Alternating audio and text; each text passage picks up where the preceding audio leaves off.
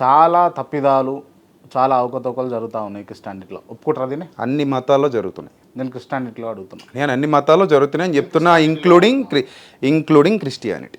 Okay, ఒప్పుకుంటారు కదా? ఎక్కడ మోసపోయేవాడు ఉంటాడో అక్కడ మోసం చేసేటోడు ఉంటాడు. మోసం చేసేటోడు ఉంటాడు కాబట్టి మోసపోతున్నారని నేను అంట. అది కూడా కరెక్టే.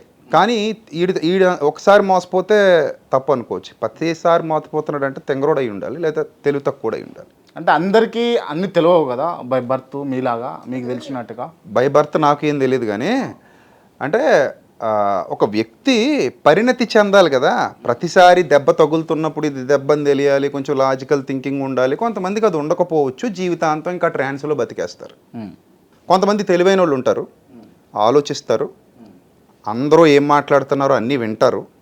వినదగున ఎవ్వరు చెప్పినా విననంతనే వేగపడకన్నట్టు అన్నీ విని అందులో ఏది కరెక్టో తీసుకొని దాన్ని బట్టి వాళ్ళు రెక్టిఫై చేసుకుంటారు. Okay, he's the good one. చిన్నప్పటి నుంచి మనం అన్నీ నేర్చుకుంటూనే వచ్చాం. చిన్నతనంలో మనల్ని మన అమ్మా నాన్న కూడా మోసం చేశారు. ఎలాగా? బూచి ఉంది, బువ్వ తినకపోతే బూచి వస్తుంది, నమ్మాం. నమ్మలేదా? మీరు కూడా నమ్మారు కదా, నమ్మారు లేదా? నమ్మే ఉంటాం. నమ్మే ఉంటామని నమ్ముతారు. ఇప్పుడు బూచి వస్తుందిరా, బువ్వ తినంటే తింటారు. అయింది, బూచి ఎక్కడుందని అడుగుతారు.